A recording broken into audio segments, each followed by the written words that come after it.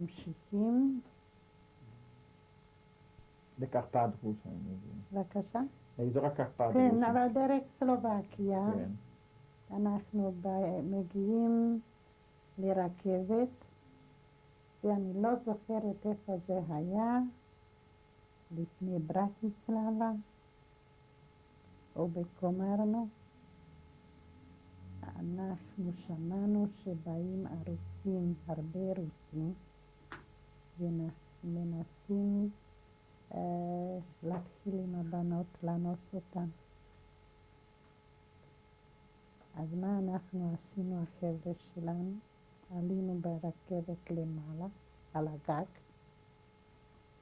והם באמת עלו למעלה עם פנסים, וחיפשו, אבל מה אנחנו עשינו? מהבנים שלנו שחזרו, בן אחד ובת אחת, בן אחד ובת אחת, והם ראו שיש גברים בינינו, אז עזבו אותנו בשקט. בינתיים אנחנו שומעים צעקות למטה ברכבת. הם התנהגו בצורה כמו חיות. מסכנים הבנות, מי שהיה למטה סבלו. אז הגענו דרך קומרנו, הגענו עד שופ, הגענו לאונגבר, ובאנו, אני באה הביתה. הביתה זה נקרא? בברנינסה. כן. אושפורוט. כן. קודם לאושפורוט הגענו. כן, כן. אבל באושפורוט היה לנו מכיר, בין קרוב רחוק מהבנות דודות שלנו. הוא כבר עבד באושפורוט, הוא היה חייט. הוא חזר כבר לפני זה? כן, כי הוא היה בעבודת פרק. אז הוא לקח את כולנו אליו. זה היה ממש באושפורוט. ואני אחר כך נסעתי לברניצה, קיבלו אותנו מאוד יפה, אותי מאוד יפה. אני נשארתי כבר שמה, אצל הגויים האלה, השכנים. בתוך הבית שלכם? כן, אצל השכנים.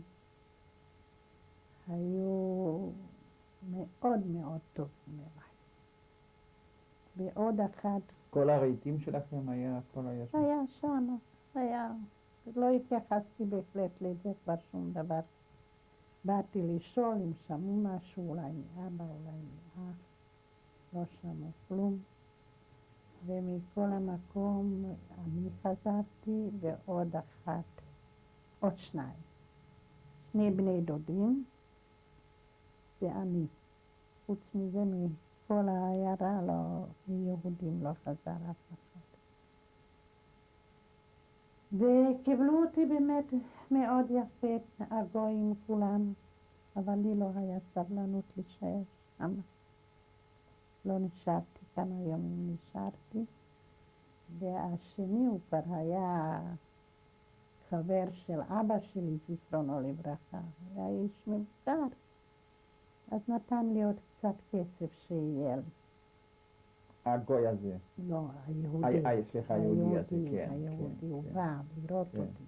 כן. נתן לי כסף במקרה שאת הצטרפתי. טוב, אז אני הלכתי לאושפורוט, לבנות דודות. וכל הרכוש לא נשאר שם? לא נשאר כלום. לא נשאר כלום. להפך, שעכשיו אחרי 50 שנה שנסעתי, כבר לא מצאתי את הבית גם כן, כי הבית שלנו עמד על נהר. על כזה נהר היה עבר, ובא איזה גשם חזק, שזה הכל הלך, אתה רואה רק את העצים שמה, והמשכנים. חזרת לאושפורוט, כן? באתי לאושפורוט, המשכתי באושפורוט עם הבנות דודות שלי, אחת מהם תכף התחתנה שם, הצעירה הזו שהייתה, היפהפייה הזאת. כן, החייט הזה התחתן איתה, ואנחנו כבר היינו צריכים לקחת אישור שנוכל לעבור את הגבול, כי הרוסים כבר סגרו את הגבול בין סלובקיה, צ'כיה ורוסיה. אז לי בת דודה אחת לא חזרה ממחנה, נתתי את השם שלה, מקרלובסקי קלומץ, של יהודית, וככה הצלחתי לעבור את הגבול לאן? לסלובקיה, קרלובסקי קלומץ. כן, עם הבנות דודות, כולנו כן. עזבנו. בן דוד שלי נסע, זה שהראיתי לך את התמונה, בן דוד שלי הוא היה חי בפראג. אז הוא מסר לי כבר את הכתובת, לאן אני צריכה להגיע. אז הגעתי לפראג, כולנו כבר הבנות דודות שלי גם כן, באנו לפראג. אני נשארתי שם, והם נסעו זה היה באיזה חודש? בקיץ? בקיץ. קיץ, יוני, יולי. חזרת לפראג עוד פעם ונשארת בפראג? לא, אני אז פעם ראשונה כן, נסעתי כן, לפראג. כן, כן. נסעתי, אצל הבן דוד הייתי, נשארתי שם אצלו, הוא היה נשוי, ונשארתי שם איזה לא לגמרי שנה. בנות דודות שלנו, שלי, כבר הם היו שני אחיות, כי אחת כבר התחתנה.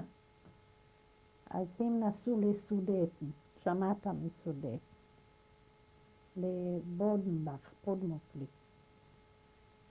והם מצאו שם מקום, נשארו שם, אני הייתי איתם בקשר. יום אחד התחשק לי גם כן לעזוב את פראג, ונסעתי גם כן לפודמוקלי, ושם קודם התחלתי ללמוד באורט. שם היה כבר ארגון יהודי? כן, היה ג'ונט, כבר הייתי דאגו שם לכם. בויצו, כן. כבר יש לי פה הפנקס של ויצו גם כן.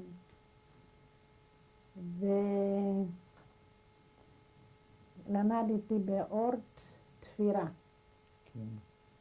אחר כך עשיתי מבחן בבית חרושת AEG. יודע, בבית חרושת AEG,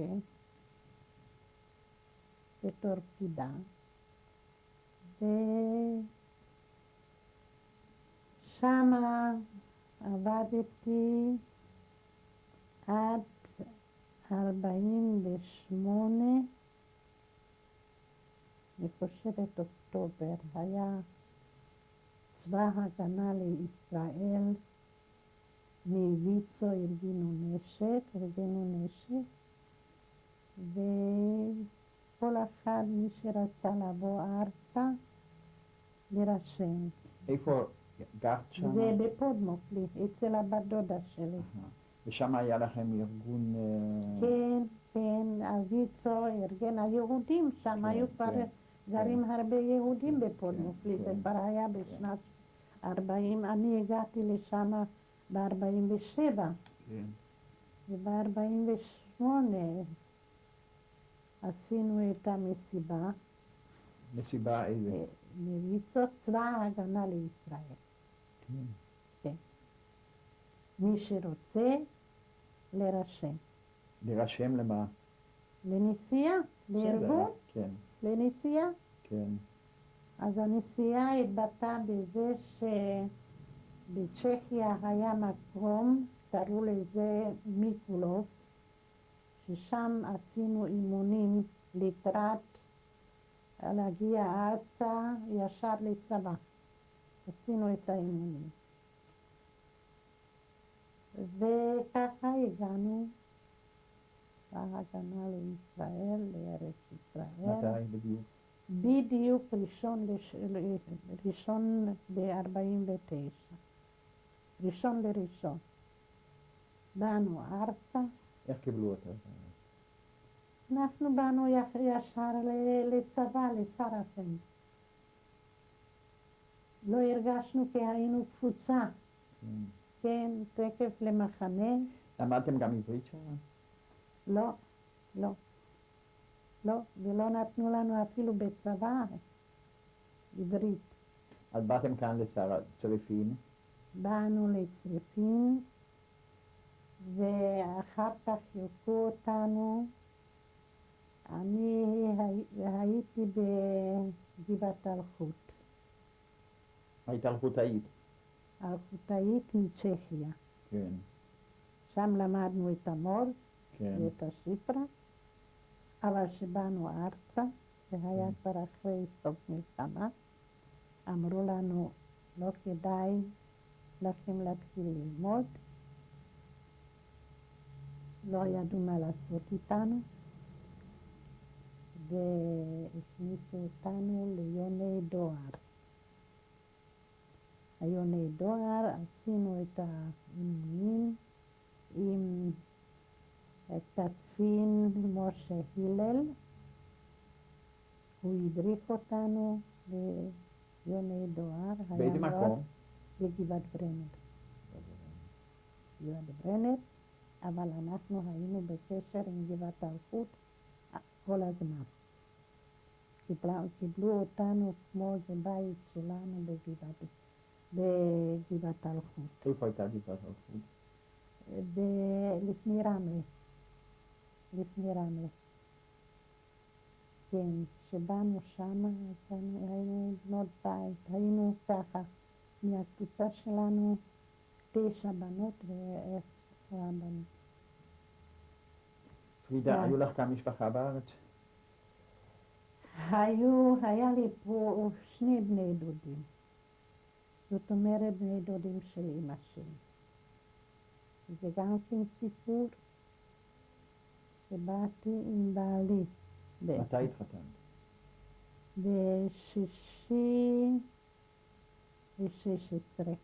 איזה שנה? ב-49. זאת אומרת אחרי זה התחתנת. כן. אבל לא נגיע לזה. אז כמה זמן היית בצבא? 8 חודשים. עד? חודש 8. חודש 8. וכשהתחתנת היית עוד חיירת? כן, עוד חודשיים. הוא היה גם חייל. כן, הוא היה 2. הוא היה עוד 2. ואיפה הלכתם לגור? איפה הלכנו לגור? גרנו קודם אצל אמא שלו בהתחלה, עד שסידרתי לי צריף. באיזה מקום? באיזה... בשוודיה פה בהרצליה. בהרצליה. מההתחלה בהרצליה. מההתחלה. ומה את עשית? מה אני עשיתי? אני בהתחלה עבדתי, בן דוד שלי שהיה פה, סידר לי אצל חברה שלו, היא הייתה אופנאית תפירה, אז היא לקחה אותי אצלה לעבוד בתפירה. ואיזה רעיון, ילד הבן. מתי באת לגור בבית הזה כאן? ב-54. ומה עשה בלך? הוא עבד בעירייה. הוא עבד בעירייה. הוא היה אחראי לתברה. והתחילו חיים? התחילו חיים. נורמליים, מאושרים. נורמליים, מאושרים, עם הילדים, עם הנכדים. כמה ילדים יש לך? בן ובת. שמות שלהם? אריה וחנה. כן. מתי נולד אריה? 51. וחנה? 57. וכמה נכדים יש לך עכשיו? בן ובת, בת ובן אצל הבת, ו4 בנים אצל בן. ואני מאושרת. אין אושר מאושר. אני רוצה בסוף לשאול אותך כמה שאלות, לפני שאנחנו נדבר. כן. תגידי, איך את חושבת? עברת את הגיהנום, בזכות מה נשאר? בזכות מה שאני יכולה להגיד לך, אני אומרת ככה, שאלוהים נתן לי את הכוח,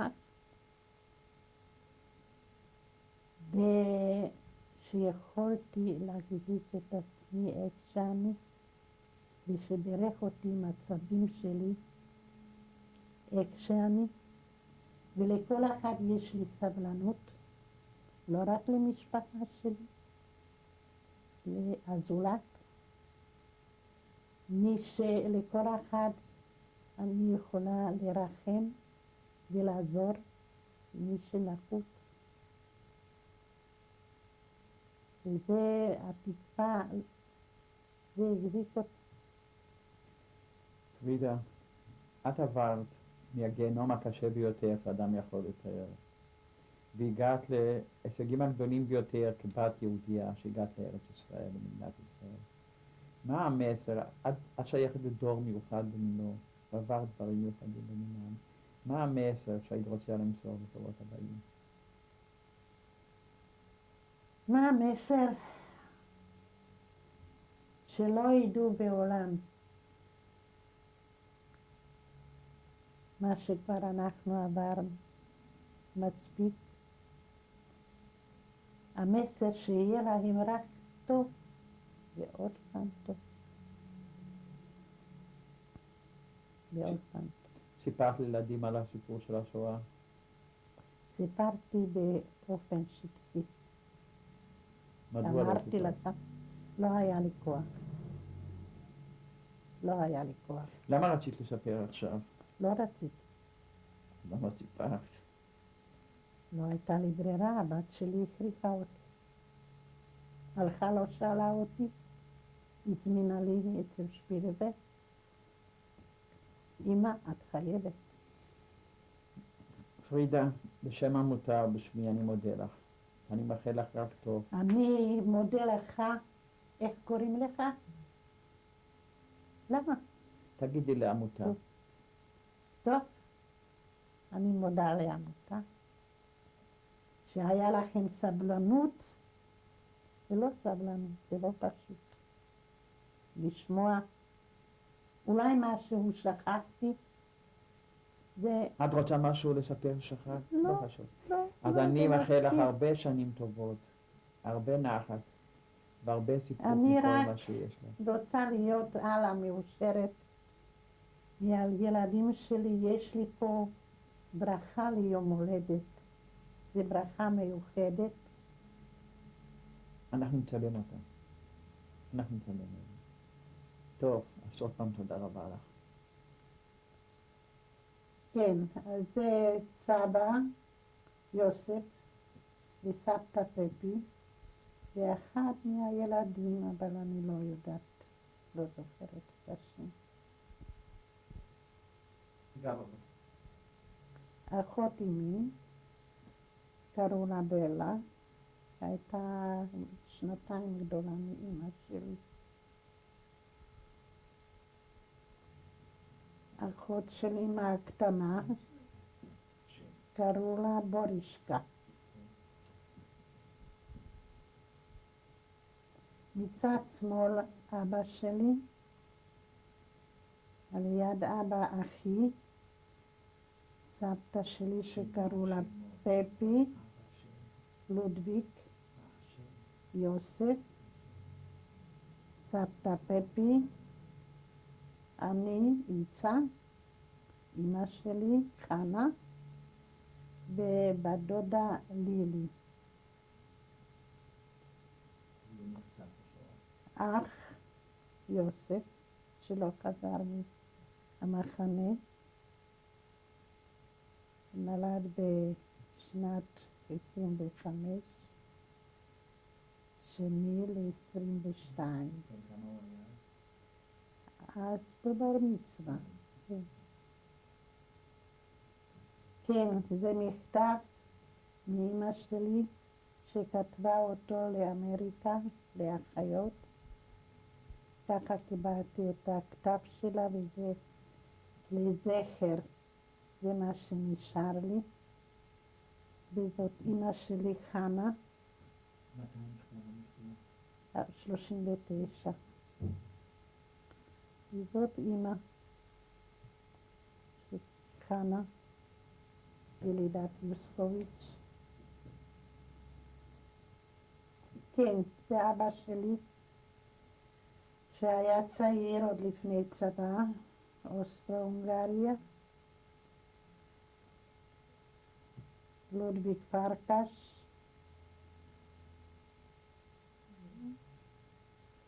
כן, זו אני, יצחק פרקש. מצאתי את התמונה אחרי 50 שנה שהייתי בעיירה שלי. נתנו לי את התמונה וזה היה בשבילי מרגש, לא רגיל.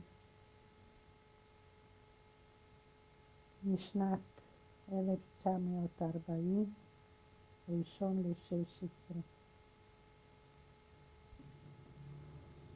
זו תעודה באתי לפראג, הייתי צריכה להתייצב בלשכת עבודה. וזה התעודה מלשכת עבודה. בפודמוקלי, איפה שגרתי, היה ארגון ויצו. המנהלת של ויצו קראו לה גברת גוטפרוינד, והיינו פעילים בויצו. אני גם היום פעילה בויצו. זו תעודת עולה עם חברים מצבא, היינו יחד.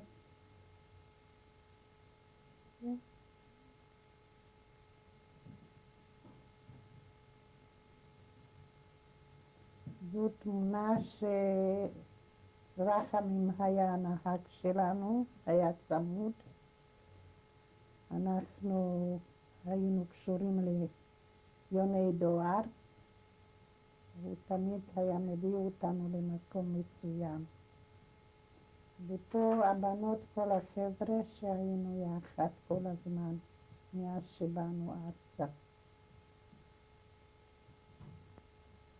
בנות חברות שלי. כן, הגענו לחתונה. את בעלי הכרתי בדרך, באנו ארצה. שהגענו 1/1/49, ב6/16 החלטנו להתחתן. הרברט, בעלי, יצחק, אשתו. את התעודת שחרור קיבלתי אחרי שהתחתנתי בחודש שמיני. לי הרברט, אני, יצחק, והבן אריה, הילד הראשון שלנו. 51.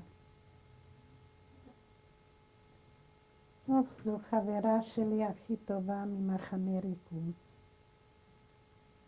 קוראים לה פרידה פלדמן, לפני זה גלנץ, גרה באשקלון. עד היום אנחנו בקשר הדוק. אז זה בר מצווה של עידן, הדלקת נרות באושר, בר מצווה ראשון. עידן. את כולם? כן. אז זה בעלי, הרברט, אני, יצחק, אייל, רוחלה, אחריה זאת אחותה, שרה, עידן, בר מצווה של עידן, ובן, ואחריו זה אריה, הבן שלי. איפה אריה? אריה הבן הקור שלי. אוי, סליחה. הילד הגדול, נו. תגיד מתי שאתה מתחיל. הוא כבר התחיל. כבר התחלת. זה בעלי היקר, שאנחנו כבר יחד כמה? 48 שנים. עוד מעט 49. בן 73, אריה שלי, בן 46. 7. עוד שבוע. כן, שיהיה בריא. היה ילד טוב ותמיד ילד טוב. חנה, הבת, בת 40, עוד מעט 41. אל תזכי. כן. ילדה טובה. רוחלה, כלתי, כמו בת שלי. בת, בוא אליי. לא צריך. רעות, הנכדה הבכורה.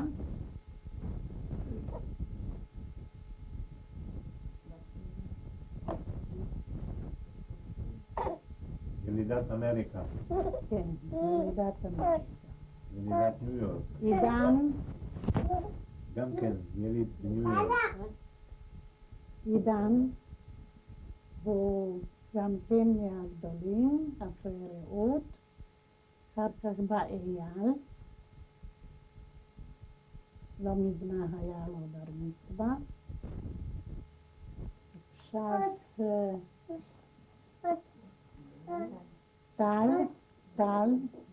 עוד הוא כבר עבר את 11, הוא מחכה כבר בר מצווה שיהיה לו.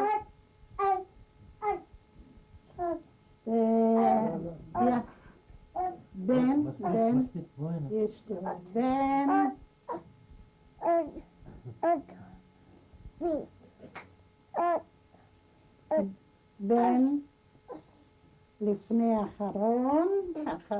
אחרון חביב, ירדן, הנה ירדן, תראה ירדן, מצלמים אותך. תסתכל, הנה, עושים תמונה, תראה ירדן, איזה יופי, הנה, חמוד ירדן, יופי. אתה רוצה להגיד לי משהו? כן, אני מכיר את אשתי מ-1948. התגייסתי לצבא הגנה לישראל ושם הכרתי אותה. באנו יחד ארצה ב-1 לינואר 1949 ומאז אנחנו ביחד, התחתנו וברוך השם. מאושרים. זה את אמרת.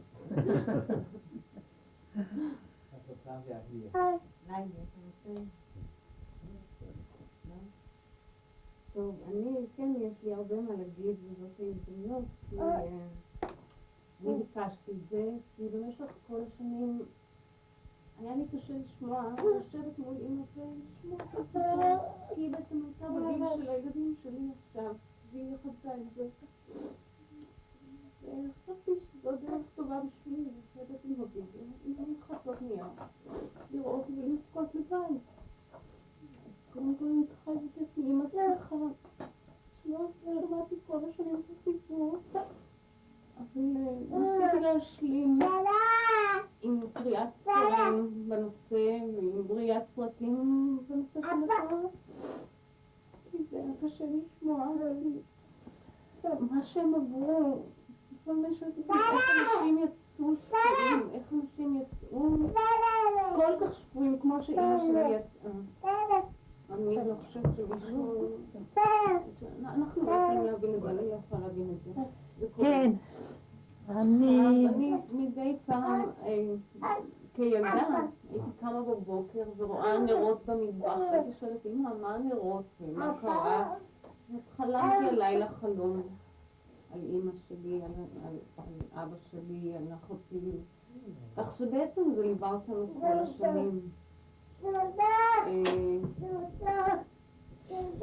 זהו, זה יושב עמוק עמוק בפנים, אפילו שאנחנו לא חווינו את זה על בשרנו.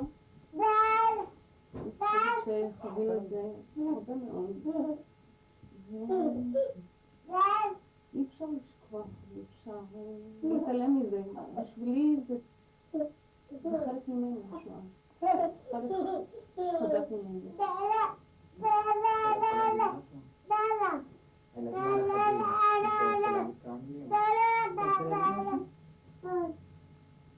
מי הילד שעושה לך? זה מה שבא לך? יאללה, מי זאת? אתה אוהב סבתא? מה? מה אתה מרגיש כלפי סבתא? תאמר. מה אתה יודע שסבתא עברה? סבתא עברה תקופה קשה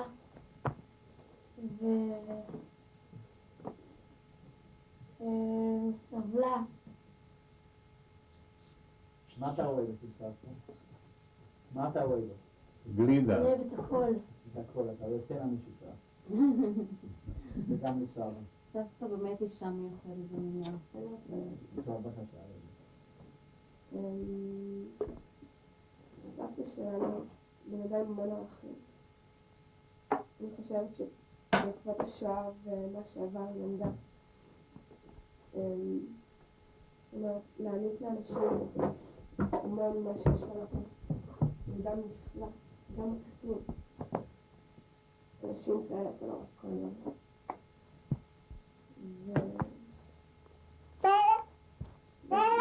נורא טובה להגיד.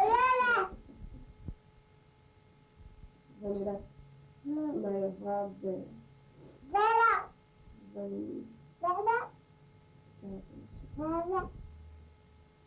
היה לך קשה לחיות בצל השואה? מורים שעברו את מה שעברו? לא, כי לא נתנו לי להרגיש את זה. לא נתנו לנו אף פעם להרגיש אימא, כי אבא לא חווה את השואה. לא נתנה לנו להרגיש כאילו קרה לה משהו. אתה מרוצה על זה? אם אני מרוצה, אני לא... אף פעם לא שאלתי את השאלות מה חווית עד שלא הגעתי לגיל כזה שלמדתי על השואה. ואז היא סיפרה שהיא באמת עברה ומה היא עברה, רק בגיל 15-16 התחלתי להתעניין ולשמוע. שאלתי את עצמי איך בן אדם יכול לעבור צלעות כאלה,